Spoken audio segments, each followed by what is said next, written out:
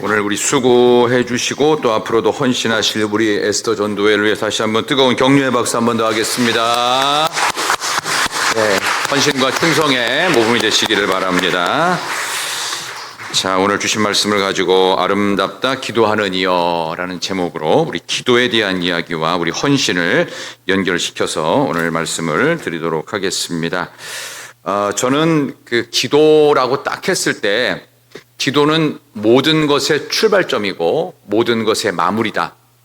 교회의 출발점도 오순절 성령 강림이 있기 위해서 마가다락방의 기도였습니다.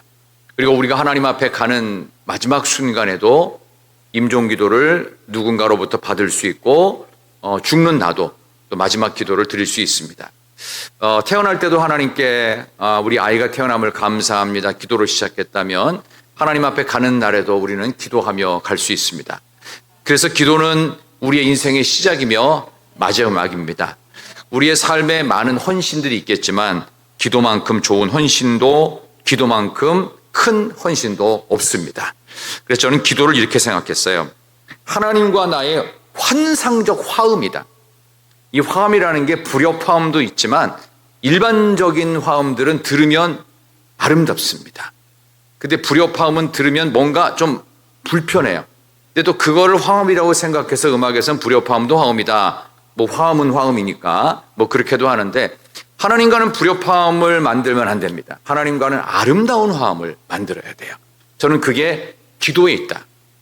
예수님의 제자들이 예수님 돌아가시고 나서 내가 다시 오리라. 너희들이 몇 날이 못 되어 성령의 선물을 받을 것이다. 이런 이야기를 들었어요. 하늘로 올라가신 예수님을 승천하시는 예수님을 멀찍이서 바라보고 있고 멀뚱멀뚱 하늘만 보고 있던 제자들에게 예수님의 그 천사들이 나타나서 왜 여기서 이러고 있느냐 하면서 각자의 자리에 돌아가지 아니하고 그들은 몇 날 며칠을 한나란시에 모여가지고 마가라고 하는 이 다락방에 일부러 모였어요. 일단 우리가 성령 받아야 된다. 성령을 선물로 주신다고 약속하고 하늘로 가셨으니 우리 주님 기다리는 마음으로 성령 받자. 그래서 기도를 시작합니다. 온일로 첫 번째 성령의 사건이었어요. 근데 정말 며칠이 못 돼서 성령이 불같이 임했습니다. 이건 뭐 거스를 수 없는 하나님의 정말 압도적인 능력으로 성령이 임했고 그들이 드디어 거칠고 모나고 요즘 뭐 MBTI가 있고 뭐 자기의 성향이 다르고 옛날에는 막 혈액형 따라 성향 다르다고 하고 요즘 뭐 또 다른 거 나왔다고 하고 전부 다 달라요. 생각들이 마음이 다르고 또 말과 행동이 또 다 다르잖아요. 사람들마다 어떤 사람은 말은 앞장서는데 결정적인 순간에 뭐 나오나 봤더니 나오지 않고 핑계대는 사람들도 참 많이 봤거든요.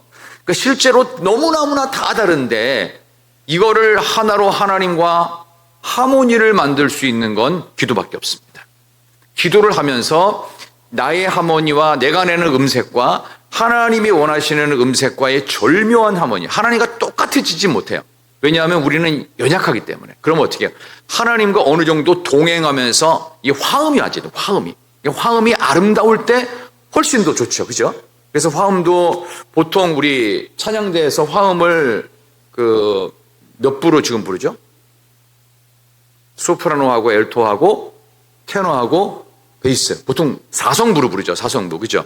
근데 이제 합창단들 중에서 좀 이렇게 인원이 많은 합창단은 우리 전도사님 몇 부까지 합창해서 화성을 부를 수 있나요? 8부까지 가능하죠. 그죠? 저도 8부 합창을 들어본 적이 있어요. 지금 서울에 가면은 숭실대학교 안에 웨스트민스터 콰이어라고 있습니다. 남성 콰이어거든요. 남성 콰이어인데 8부가 가능해요. 와, 그러니까 무슨 얘기냐면은 이게 너무나 세분화돼 가지고 있죠. 음이 꽉 차면서 섬세하면서 와, 막 신기한 능력이 막 이경민 집사님 그런 거 들어보셨죠, 그죠? 꽉 찬. 뭐 어떤 이제 성악가들은 일부러 그걸 16부로 한번 불어보자 그러는데 좀 그것까지는 너무 무리고 그래서 중간에 바리톤 들어가고 메조소프라노 들어가고 뭐 하이 바리톤 들어가고 하이 소프라노 들어가고 그래서 8부 합창 이렇게 들어봤는데 너무 하모니가 좋아요. 근데 우리와 하나님의 하모니는 몇 불까요? 80억입니다. 80억. 지금 82억쯤 된다고 그러죠. 다 달라요. 이제 하나님은 하나님을 다 맞출 수 있어요. 뭘 통해서? 기도를 통해서. 그래서 저는 목회의 가장 중요한 그 제자 훈련이라고 할까요? 어떤 영적 훈련 중에서 제일 좋은 훈련이 뭐냐? 기도 훈련이다. 근데 기도 훈련을 하려면요, 그냥 이론적으로 기도는 이렇다, 누구는 이렇게 기도했다, 저 사람은 저렇게 기도했고, 기도의 성자들은 어떤 간증이 있었고, 그 정도로 하면 안 돼요. 기도 훈련은 1대1 상담을 해야 돼요, 목회자하고. 기도 생활을 어떻게 하십니까? 몇 시간 하십니까? 어떤 식으로 기도하십니까? 통성으로 기도하십니까? 속으로 기도하십니까? 아니면 몇 시간을 얼마나 길게 하실 수 있나요? 뭐 이런 것들. 주로 낮에 기도를 하실 수 있나요? 밤에 기도할 수 있나요? 새벽에 기도할 수 있나요? 이걸 다 세분화시켜가지고 이 사람이 할 수 있는 지금의 모습 속에서 조금 약한 부분들을 보강시켜야 돼요. 그러니까 기도 훈련만큼 좋은 훈련이 없어요. 그래서 오늘 저는 일부러 바울이 말했던 하나님의 전신갑주 있어요. 그래서 오늘 6장이 그 유명한 전신갑주인데 10절에 보면 끝으로 너희가 주 안에서 강건하여지고 이렇게 돼 있어요. 그죠? 그러면서 11절에 하나님의 전신갑주를 입으라 하면서 12절에는 우리의 씨름은 혈과 육에 관한 것이 아니라고 얘기하고 세상 주권자들, 하늘에 있는 악한 영들은 영적 전투랑 영적 전투.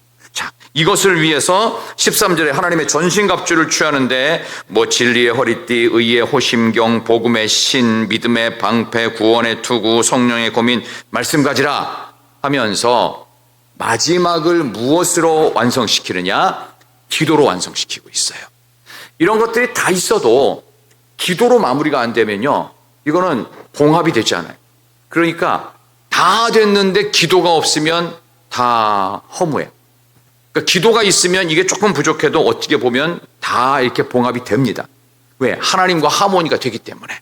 그러니까 그런 점에서 오늘 기도에 대한 이야기를 헌신과 연결시키고 있습니다. 저는 오늘 아름답다 기도하는 이여라는 제목으로 지금 오후 설교를 하고 있습니다. 기도의 이 놀라운 하모니는 내가 기도를 시작하잖아요. 그러면 하나님과 정반대 방향에서 하나님을 극렬히 반대하던 사람도 서로 다른 노래를 부르고 다른 인생을 향해 가던 사람들도 전혀 다른 음색으로 목소리를 높였던 사람들도 기도가 시작되면 이 다른 음색과 다른 목소리가 하나님과 하모니를 이루게 됩니다. 그래서 하나님과 함께하는 기도의 시간을 통해 더욱 아름다워집니다.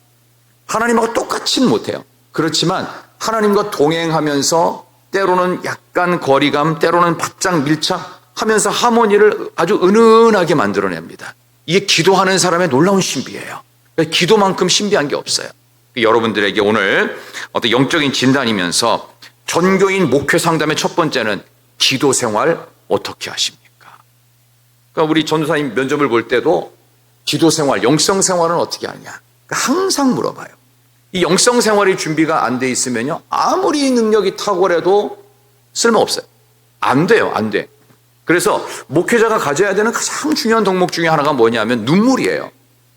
눈물을 흘려받느냐 이거예요. 안 울면요, 중직자가 되는 부분에 있어서 상당한 불편함을 느낍니다. 왜? 기도를 하면 눈물이 안 날 수가 없어요. 이게 약간 무미건조한 신앙생활 하시는 분들은 이게 잘 이해 안 될지 모르지만 이게 제일 중요한 목회 상담이에요. 여러분의 기도 생활이 깊어지면 당연히 눈물이 나요. 할 때마다 눈물이 나고요, 생각할 때마다 내가 얼마나 극악무도한 나쁜 놈인지를 처절하게 아주 날카롭게 느껴요. 그러니까 어떻게 해요? 하나님 앞에 감히 고개를 들지도 못하고 세리가 어떻게 기도했죠? 하나님, 나는 죄인입니다. 나를 떠나십시오. 이게 왜 그럴까요? 그러면은 바리새인이라든가 뭐 서기관들은 그거보다 훨씬 더 아주 성숙해서 그 사람들은 그러지 않고 형식으로 기도했을까요? 기도가 뭔지를 모르는 거예요. 그러니까 주님께서 그런 부분을 철저하게 만드셨어요. 그래서 오늘 여기 부분도 봐도 제일 중요한 게 기도다. 모든 기도와 간구를 하되, 다시 한번 읽어봅시다. 18절 다 같이 모든 기도와 간구를 시작.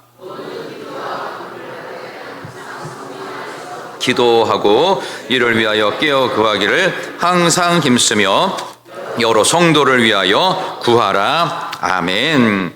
항상 성령 안에 기도한다. 그리고 깨어서 구해야 된다. 항상 힘써서 구해야 된다. 그리고 타인을 위한 중보기도도 계속해야 된다. 그러니까 이 기도하는 것만큼 어려운 일이 없습니다. 3시간 기도하는 게 쉬울까요? 3시간 드라마 보는 게 쉬울까요? 드라마 보는 게 훨씬 쉽습니다. 잠 안 자고도 봐요. 정주행하면은 새벽 기도 갈 시간까지 4시까지도 그냥 바로 볼 수 있어요. 밤 11시에 시작해가지고. 얼마든지 가능합니다. 해보십시오. 마귀가 돕습니다.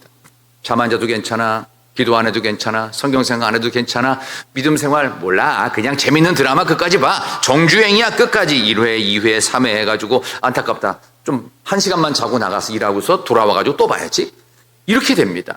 사탄이 돕습니다. 근데 성경을 읽어요.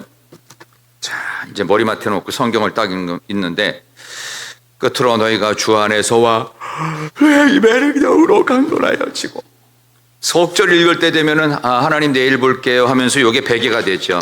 베개가 돼서 이렇게 기도하는 일, 영적인 일은요, 사탄이 어떻게든지 방해를 합니다. 그래서 이런 기도의 장애물이라든가 이런 것들을 오늘 조금 짚어드리면서 우리의 헌신 가운데 가장 아름다운 헌신은 기도로 시작한다. 그걸 기도로 마무리된다. 우리 그 말씀을 오늘 드리려고 합니다. 자, 첫 번째, 그렇다면 기도에 대해서, 기도를 통한 승리가 여러분께 있기를 소망하는 마음에서 오늘 말씀 가지고서 4가지 분야로 살펴볼게요. 첫 번째, 기도를 어떻게 해야 되느냐? 따라하겠습니다. 절박하게 기도하자. 시작. 절박하게 기도하자. 절박하게 기도하자. 문제가 생기면요, 간절한 기도가 전혀 안 나올 수가 없어요. 줘도 그만, 안 줘도 그만, 절박하지가 않겠죠. 근데 이거 없으면 큰일 나요. 당장 문제가 생겨요. 그럼 어떻게 해요? 절박해지죠. 절실해지죠. 막 애걸복걸하게 되죠. 그 대표적인 사람이 야곱이었습니다. 외삼촌 라반의 군대를 간신히 피해 도망쳤는데 이제는 나를 기다리고 있는 형 에서의 죽음의 복수의 칼이 야복강 건너편에 있어요. 야곱이 얼마나 쫄장부였는지 본인은 안 건너가요. 야복강을. 누굴 건너보내요? 자식들 먼저 다 보내고, 부인들 4명 먼저 보내고, 그리고 양과 이 재산을 다 건너보내고, 본인은 안 건너가요. 왜 그랬죠? 죽을까봐. 형의 복수의 칼이 기다리고 있다는 걸 누구보다 압니다. 그래서 원래 나쁜 짓을 하는 나쁜 놈들은 두려움이 더 많습니다. 그러니까 자꾸 머리를 굴리죠. 이렇게 굴리고 저렇게 굴리고. 근데 보이죠, 그런 것들이. 근데 야곱의 이 모습을 하나님이 모르시겠어요? 그리고서는 하나님이 일부러 천사를 보냅니다. 천사를 보내서 야곱을 그 절박한 순간, 이것만 건넜다 하면 죽음과 복수의 형 에서의 칼이 기다리고 있는 거기 가기 전에 하나님께서 그를 마지막으로 기회를 주셔요. 하늘의 천사를 하나님이 직접 오신 거죠. 밤새 씨름을 하게 됩니다. 기도의 씨름이었어요. 근데 결국은 어떻게 됩니까? 씨름에서 결판이 나지 않습니다. 이겨야 되는데 이기지도 않고 지지도 않고 계속 결판이 안 나는 상황에서 하나님이 결국은 환도뼈는 우리의 고관절입니다. 고관절을 탁 쳐버립니다. 이 고관절 여러분 아파 보셨나요? 앉는 것도 아프고요, 걷는 것도 아파요. 제가 이제 부목사 시절에 고관절을 한번 다쳐본 적이 있어요. 이거 보통 아픈 게 아니에요, 진짜. 우리 어르신들 중에서는 이제 고관절 다치신 분들이 있을 거 아니에요? 근데 고관절 아프니까 앉아있기도 어렵고, 운전하기도 어렵고, 걷기도 어렵고, 하여간 눕기도 어렵고, 다 아픈 거예요, 계속. 그래서 어쩔 수 없이 가서 이제 치료하고, 염증 검사도 하고 해가지고, 어떻게 이렇게 낫단 말이에요? 근데 지금 야전에서 고관절을 다쳐버렸어요. 그럼 어떻게 해요? 쩔뚝 거리면서도 어떻게 해요? 고관절 다치는 것보다는 죽는 게 무섭잖아요. 천사를 붙잡죠. 천사가 선언을 합니다. 네가 이겼다. 그래서 이곳 너희 이름을 이제부터 뭘로 바꿔요? 이스라엘이라 하리라. 이가 뭐예요? 하나님께서 져준 백성이에요. 하나님이 이길 수 있어요. 그러니까 네가 이겼다. 네가 이겼다. 그러면서 하나님 축복하지 않으시면 날 안 보내겠습니다. 이게 절박한 기도입니다. 생명 건 기도. 이게 우리에게 있어야 됩니다. 그 정도로 이제 기도에 이제 시간에 조금 더 들어가게 되면 여러분도 저도 절박해집니다. 절박해지면 뭐가 바뀌는지 아세요? 하나님과 화음이 맞아 들어가기 시작합니다. 처음에는 하나님과 계속 불협화음이에요. 이런 소리를 내야 되는데 전혀 엉뚱한 소리를 내요. 그러나 사람이 절박해지잖아요. 그럼 하나님과 어떻게든지 동행을 하려고 이게 화음이 비슷하게 맞아가면서 불협화음에서 진정한 아름다운 화음으로 이제 같이 동반자가 되죠. 우리 이제 연습을 좀 부족하거나 그럴 때는 가끔 찬양대 할 때 이렇게 불협화음 나는 경우가 가끔 있어요. 그럼 굉장히 좀 불편하죠. 듣기도. 뭐 예를 들어서 뭐 할렐루야 할렐루야를 하는데 핸델의 메시아 오레토리아 할렐루야를 하는데 연습도 1시간밖에 안 하고 갑자기 하라고 그러면 초견으로 보고 못 하잖아요. 그러니까 뭐 그런 것처럼 엉뚱하고 맞지 않는 화음에서 맞아떨어지려면 절박한 기도로 좀 더 들어가야 돼요. 그러니까 처음에는 내가 잘났지만 나중에는 내 잘난 것 아무것도 없습니다. 하나님 알아서 하십시오. 그 외에도 뭐 한나의 기도도 그랬습니다. 작은 댁, 큰 댁, 작은 집, 큰 집 하면서 엘가나에게 두 부인이었습니다. 정실 부인은 한나인데 두 번째 부인 브닌나가 마음을 격동시켰다고 그랬어요. 질투를 유발시킵니다. 이렇게 말했습니다. 애도 못 낳는 주제에 지가 무슨 여자라고 이렇게 얘기한 거예요. 애도 못 낳는 주제. 고대 사회는 애 못 낳는 건 하나님의 저주라고 여겼어요. 그 정도로 그 상황이 열악한 중에 수모를 참으려니 정말 가슴이 찢었겠죠. 그 찢어지는 가슴을 안고 어디로 가요? 술 마시는 데로 안 가고 어디 가서 유흥을 즐기는 데로 안 가고 하나님께 갑니다. 그래서 하나님과 딱 통하는 기도를 해요. 통하였느냐? 통하였습니다. 그러니까 정말 정신 나간 사람처럼 기도를 하기 시작합니다. 왜? 하나님과 극적으로 화음이 맞아 들어가기 시작하는 거예요. 안 맞았던 화음이 맞아 들어가기 시작해요. 그럼 어떻게 해요? 그 환희 속에서 내가 지금 기도를 하고 있는 건지 하나님이 나를 위해 기도하시는 건지 전혀 모르는 어떤 신비한 기도의 체험을 하게 되는데 옆에 있던 엘리 그 선지자는 이 영성이 좀 떨어지는 선지자니까 제발 좀 술을 끊으라고 합니다. 그러니까 저는 술을 하지 못하는 내 심정이 애달파서 하나님께 내 심정을 토로하는 것뿐입니다. 그러니까 그때서야 이제 엘리가 알았다고 하면서 너에게 좋은 일이 있을 것이다. 하나님이 응답하신다. 이렇게 가죠. 이렇게 절실한 기도. 그래서 마음을 쏟는 이 절박한 기도 속에 한나는 드디어 사무엘이라는 아들을 얻죠. 근데 웃기는 건 이 사무엘이라는 아들을 어떻게 해요? 하나님께 젖을 떼자마자 바쳐버려요. 늦어도 1년 8개월 만에, 생후 1년 8개월 만에 애를 하나님께 맡기고 엘리 늙은 선지자한테 맡겨버립니다. 집에 안 와요. 한번 맡긴 애는요, 선지자로 맡긴 애는요, 절대로 집으로 안 돌아옵니다. 평생 거기서 사는 거예요. 선지자로 살고 제사장으로 사는 거예요. 그러니까 부모가 가끔 가서 얼굴을 봅니다. 자, 그 다음에 플러스 알파. 옛날에 우리 수요일 날 저녁마다 사무엘상 강해를 했는데 그때 2장에서 제가 분명히 말씀을 드렸는데 그 뒤에 사무엘의 동생들이 있었을까요? 없었을까요? 있었습니까? 자, 그 동생들의 이름이 있나요? 없나요? 잘 모르겠어요. 저도 몰라요. 이름 없어요. 근데 몇 명이었을까요? 있는 것 같은데 얘기하는 거 보니까 덤으로 3남 2녀를 더 얻습니다. 사무엘의 형제는 6남매입니다. 3남이 총 4남 2녀를 얻습니다. 딸이 둘이 태어나고 아들만 무려 4을 낳습니다. 불임이 이게 가능하다고요? 가능합니다. 우리의 상식으로는 불가능합니다. 그러나 하나님의 신비한 영역에서는 가능합니다. 아니 100세에도 아들을 낳는데 그래서 기도가 그만큼 소중한 거다. 그래서 저는 이걸 뭐 시간이 있어서 할지는 모르겠지만 어쨌든 전교인 목회 상담을 제가 한다고 그러면은 기도 생활 어떻게 하시는지를 분석해가지고 앞으로 성도님은 이렇게 기도하셔야 됩니다. 라고 지침을 좀 주고 싶은 마음도 있을 정도입니다. 그만큼 간절한 기도가 능력이 있다. 엘리야의 기도 더 말할 것도 없지요. 가뭄으로 땅바닥이 쫙쫙쫙 갈라집니다. 짐승들은 죽어서 나뒹굴고 있습니다. 아이들은 뼈만 앙상한 채 이제 아사 직전의 상태에 이릅니다. 왜? 3년 6개월 동안 비가 안 왔어요.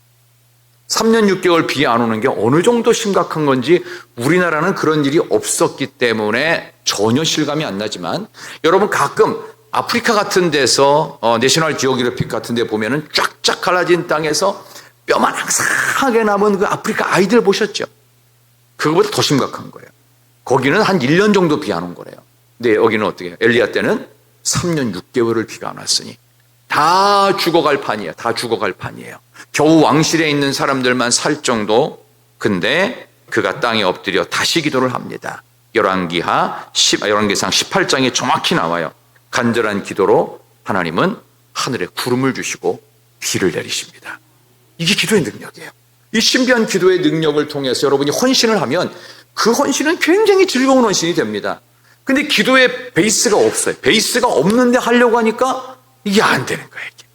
뭐 아무리 뭐 좋은 말씀이 전해지고 뭐 기가 막힌 프로그램이 있고 뭐 수백 수천만 원짜리 뭐 엄청난 뭐 프로젝트를 해가지고 아무리 갖다 대도 기도의 신비한 영역의 체험이 없이 이걸 한다?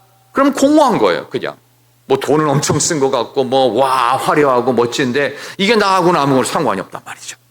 근데 기도의 신비한 경험을 하게 되면 어떤 걸 해도 어떤 걸 해도. 그래서 오늘 우리는 에스더 헌신을 예배를 드리면서 우리 모두가 기도에 대한 어떤 헌신? 절박한 헌신, 절박한. 하나님께 매달려가지고 이게 내 기도인지 주님이 나를 향한 기도인지 모를 정도로 깊이 들어가서 하나님의 놀라운 응답이 있는 여러분 되시기를 소망합니다. 옆에 계신 분에게 한번 인사합시다. 절박하게 기도합시다. 한번 인사하세요. 절박하게 기도합시다. 절박하게 기도하십시다.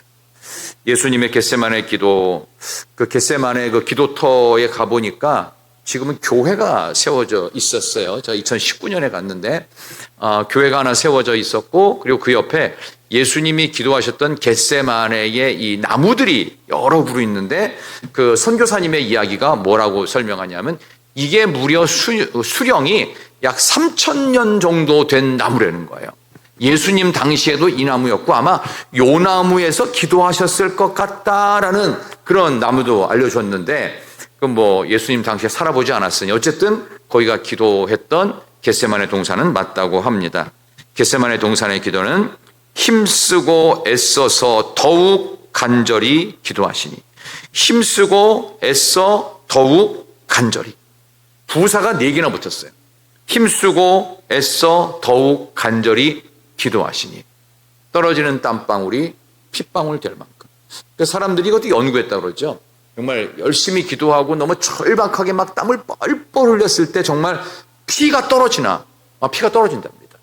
이건 뭐 극심한 스트레스로 인해서 죽음에까지 가는 엄청난 공포나 스트레스가 있을 때는 모세혈관이 터져가지고 피에 이렇게 배어 나온다고, 이제 그런 정도가 있어요. 그러니까 주님이 얼마나 큰 스트레스 받으셨는지. 그러니까 주님은 뭐 하나님이시니까 이거를 넉넉하게 이기는 게 아니라 우리랑 똑같다고요. 우리 중에 가장 예민하고 신경질적이고 짜증 잘 부리고 시기 질투 많은 사람이 누구죠? 나예요, 나. 나하고 똑같다고요. 그러니까 내가 엄청난 스트레스 받았을 때 어떻게 해요? 절박하게 매달리면 주님처럼 기도할 수 있다. 그래서 하나님께서 온 인류 구원의 위대한 과업을 이루시는 겁니다. 이 놀라운 일들, 깨어 기도할 때, 특별히 간절히 절박히 기도할 때 이런 일들이 있기를 축원합니다. 자, 두 번째 기도는요, 깨어서 기도하는 것입니다. 자, 어떤 학자가 이렇게 말을 했어요. 우리가 기도를 할 때 정신적인 표류를 한대요. 그 멘탈 드리프트라고 합니다. 정신이 왔다 갔다 한다는 거예요. 앉아 있기는 하는데 기도를 하면서 자꾸 딴 생각이 오락가락 한대요. 여러분들도 그냥 조용히 묵상 가운데 기도하다 보면 이게 무슨 생각을 하는 건지 갑자기 어제 봤던 드라마도 기억나고 오늘 누굴 만날 것도 기억나고 내가 작년에 누구한테 돈 못 받은 것도 기억나고 아이 그놈의 뭐 이러면서 막 갑자기 속으로 막 불끈 올라왔다가 갑자기 막 평안해졌다가 이게 왔다 갔다 하거든요. 기가 막힌 일은 뭐냐 하면 목사님 저는 요즘에 기도가 안 나와요. 기도가 안 나오는 게 아니에요. 그동안 기도를 안 한 거예요. 정확히 진단하면 기도가 안 나오는 게 아니라 기도를 안 해본 거예요. 기도를 해보면 그런 얘기가 나올 수가 없어요. 그러니까 생각으로 묵상으로 기도하는 사람들은요, 최소한 통성 기도를 1시간쯤 하고서 귀에 들어갈 수 있어야 돼요.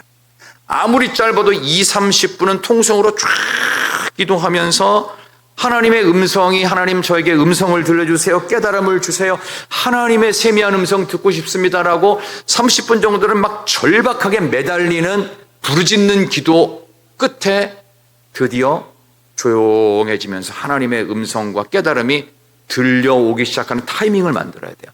그렇지 않고는 안 됩니다. 왜요? 사탄이 방해합니다. 아니 예수님도 방해했는데 기도 시작할 때 어떻게 했어요? 네가 왜 십자가를 왜 줘? 치지 마. 안 줘도 돼. 야, 너 능력 있잖아. 너 하나님이라면 하늘을 그 사람을 3명이나 살렸잖아. 그지? 죽은 사람. 그렇지. 나 베드로 나사로도 살렸고 나인성 과부 야도 살렸고 뭐 이런 게 떠올랐을 거 아니에요. 너 손만 대면 막 그 안진뱅이가 일어났잖아. 그렇지. 그러니까 그러지 말고 그 로마적 군병들부터 시작해가지고 싹 다 그냥 전체 출석시키고 로마 황제 데리고 와. 그래서 한 번씩 귀샤대기를 한 번씩 탁 때리고 이것들이 어디다 대고 까불어 하면서 분위기 평정하고 그 다음에 다시 십자가 올라가서 엘리 엘리 라마 사박다니 뭐 이렇게 좀 폼나게 죽어야지, 폼나게. 그러니까 하나님 옮길만 하시거든 이 잔을 내게서 옮기시옵소서. 우리랑 똑같아요, 예수님의 모습. 근데 어떻게 해요? 기도가 깊어지고 더 깊어지고 더 영적으로 깨어서 기도하다 보니까 어떻게 해요? 나의 원대로 하지 마옵시고 아버지의 뜻대로. 예수님도 하나님과의 화음이 아름답게 맞춰지기 시작합니다. 이게 기도. 그러니까 깨어 기도한다는 것은 그냥 단순히 그냥 잠 안 자고 기도하는 그런 정도가 아니라 하나님 앞에서 하나님과 철저하게 맞고 그 뜻에 합당한 기도가 되는 것을 말합니다. 다윗은 기가 막힌 웅덩이와 수렁에서 기도했다고 그랬습니다. 시편 40편 5절 잠깐 읽어드릴게요. 내가 여호와를 기다리고 기다렸더니 귀를 기울이사 나의 부르짖음을 들으셨도다. 나를 기가 막힐 웅덩이와 수렁에서 끌어올리시고 내 발을 반석 위에 두사 내 걸음을 견고하게 하셨도다. 다윗은 겉으로 드러나는 기적이 없었어요.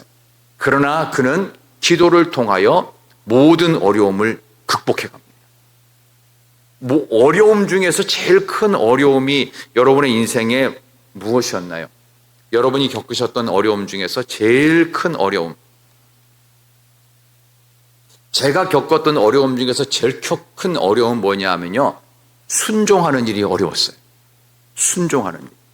너무너무 어려웠어요. 제가 지난번에도 그런 얘기 한번 또 드렸죠. 제가 부교역자 생활을 왜 20년씩이나 길게 했을까? 보이는 사람에게도 순종하지 못하면서 보이지 않는 하나님께 순종한다는 거짓말은 그만해라.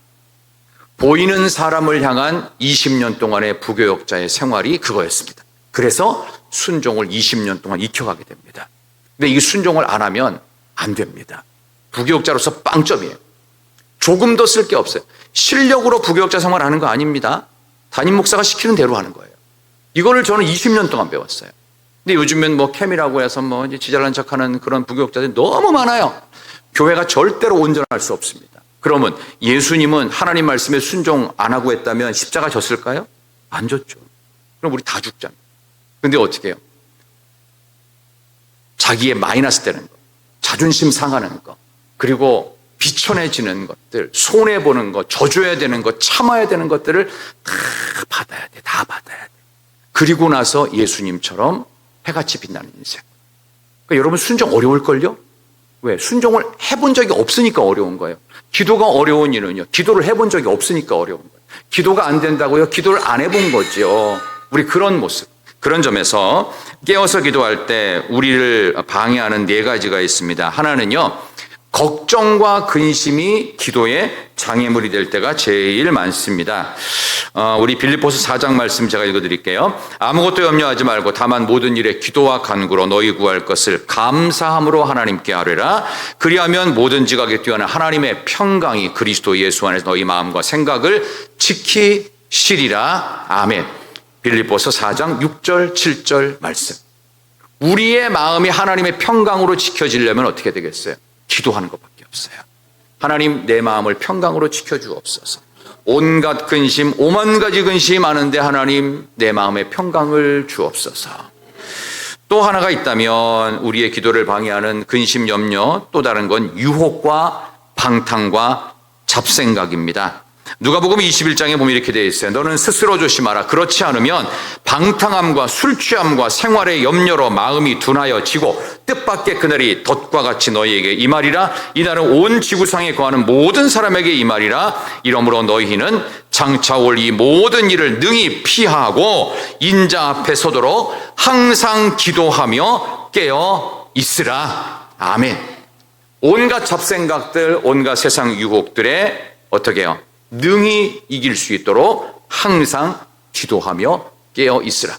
누가복음 21장 34절에서 36절까지입니다.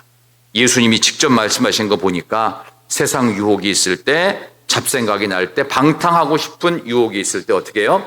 깨어서 기도해야 돼요. 예수님은 유혹이 없었을까요? 예수님 주변에 특히 여자가 많았던 거 아세요? 남자들보다 여자가 더 많았어요. 근데 팔팔한 30대 초반의 젊은이인데 그런 유혹이 안 생겼을 리가 없어요. 그럼 어떻게 이겼을까요?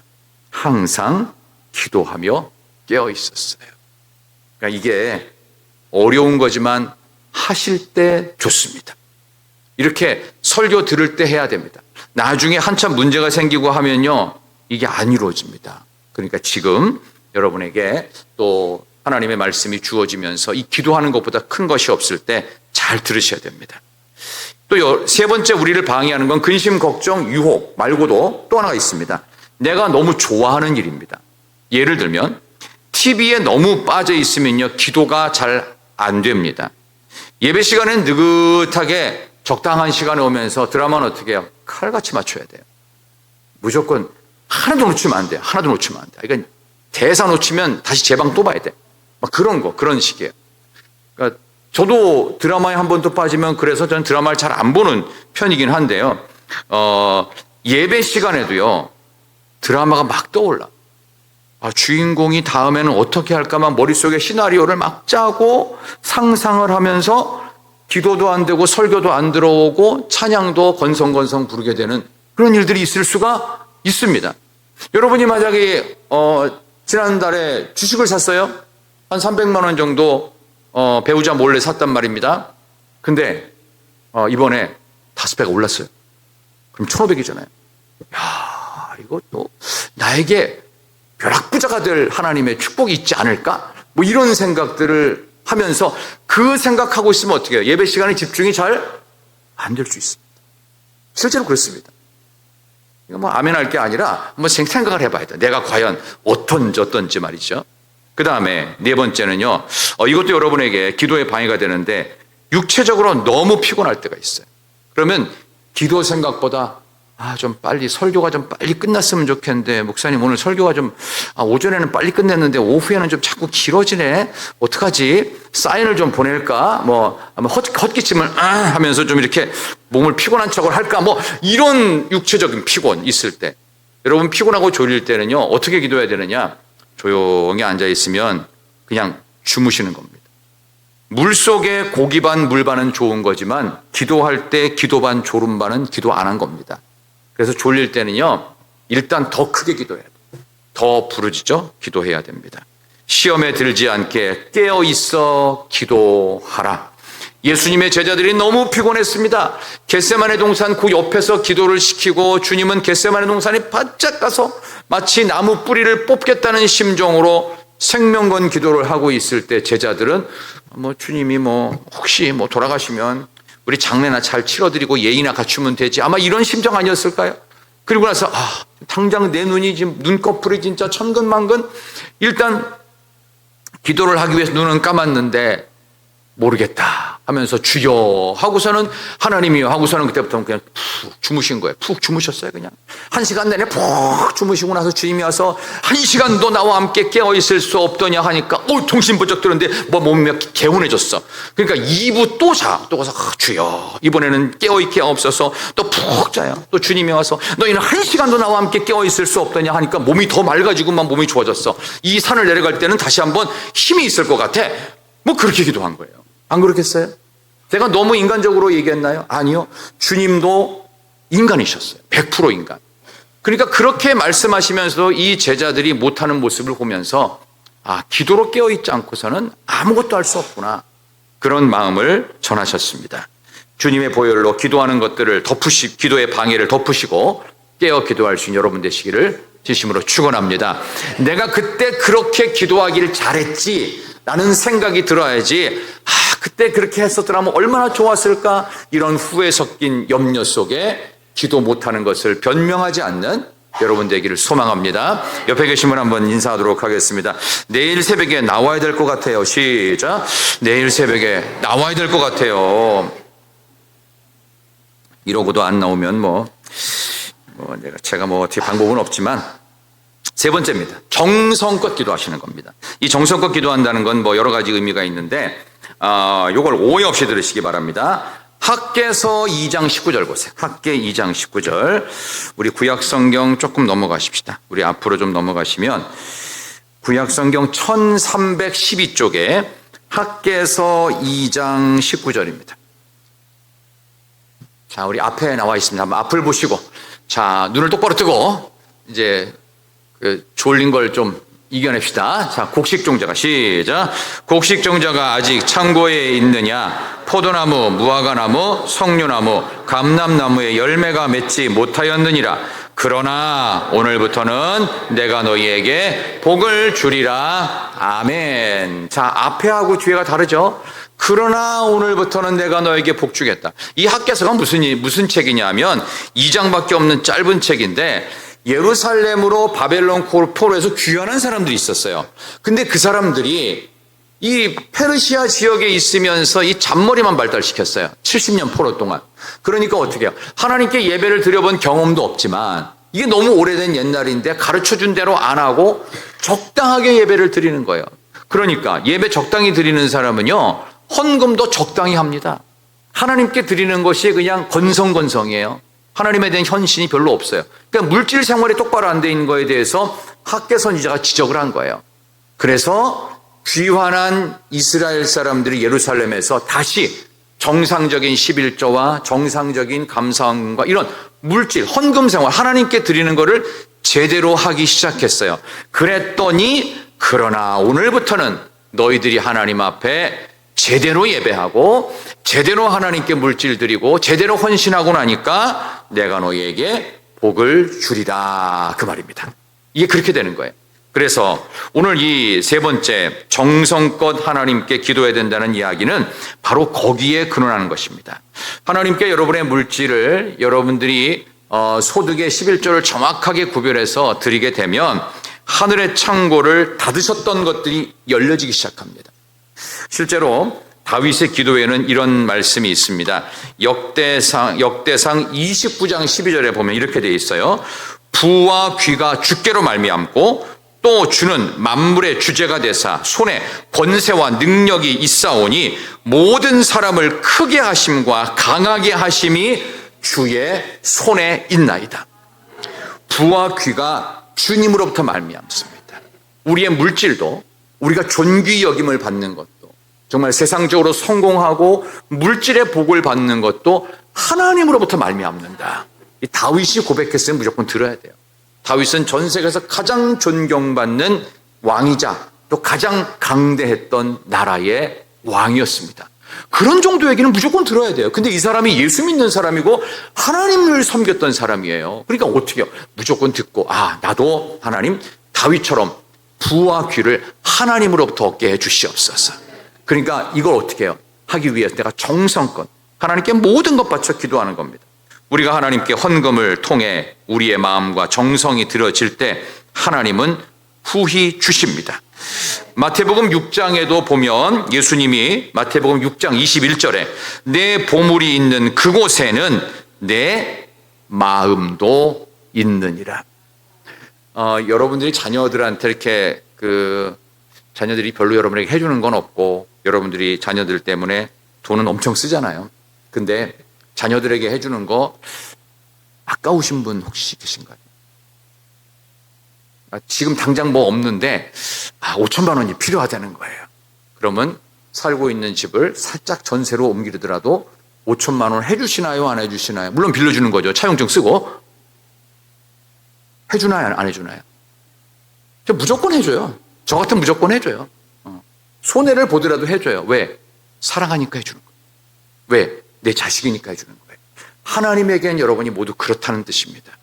하나님이 없어서 우리에게 안 해주시는 게 아니에요. 받을 만한 그릇이 안 되기 때문에 줘봤자 소용없는 거예요. 그럼 하나님 절대 안 주십니다. 그래서 준비된 자에게 부으십니다. 여러분이 로또에 안 맞는 이유가 뭐죠? 로또 20억짜리가 안 맞는 이유가 뭐죠? 쓸 준비가 안 돼 있어요. 하나님 저에게 20억을 30억을 주시면 제가 교회에 2분의 1은 헌금을 하고 뭐 이런 생각은 안 하잖아. 일단 안 하고 일단 내 생각만 하잖아요. 하나님 어떻게 쓰면 좋을까요? 뭐 이렇게 안 하고 그러니까 나는 챙길 일이 없으니까 있는 거 내 거 챙기며 살겠다. 이러니까 하나님이 큰 거 안 주신단 말이에요. 그러니까 우리의 기도가 좀 커져야 됩니다. 정성껏 기도하라는 건 물질이 들어가 있어요. 그럼 어떻게 해요? 하나님, 물질의 복을 하나님 작년보다 올해가, 올해보다 내년이 연봉도 왕창 올라가게 하시고 매출도 왕창 늘어나게 하시고 하나님 대신 그렇게 했을 때 하나님, 이거 하나님을 위해서 쓰겠습니다. 그러면 내가 원하는 그만큼만 주실 것 같아요? 더 주실 것 같아요? 더 주십니다. 근데 그런 기도를 안 해보니까, 안 하니까 하나님은 줄 생각도 없는 거예요, 지금. 근데 그걸 시작해 보세요. 된다고요. 된다고요. 벌써 아멘이 팍팍팍 줄어들고, 에이, 목사님 빨리 설교를 좀 끝내야 되는데 지금 벌써 11분 남았는데요. 끝내겠습니다. 마지막 기도는 끝까지 포기하지 말고 기도하라는 거예요. 첫 번째부터 다시 한번 볼까요? 첫 번째는 절박하게, 두 번째는 깨어서, 세 번째는 정성껏. 이게 물질이 같이 들어갑니다. 맨 마지막은 포기하지 말고 끝까지 기도하라. 이게 너무너무 중요합니다. 응답하실 때까지 매달려야 됩니다. 아브라함이 창세기 18장에 보면 소돔과 고모라에 있던 롯에 있는 그 땅을 너무 죄악이 관영하였으므로 멸망시키겠다고 그랬어요. 그때 아브라함이 야, 제 롯은 눈에 보이는 화려한 거 따라가더니 쌤통이 다 잘 됐다. 하나님 그냥 알아서 하십시오. 라고 안 하고 하나님과 6번의 기도를 합니다. 하나님 안 됩니다. 만약 거기 의인 50명 있으면 어떻게 하실 겁니까? 내가 멸망시키지 않을게. 하나님 그럼 45명은요? 안 할게. 그러면 40명은요? 멸망 안 시킨다니까 30명? 괜찮아.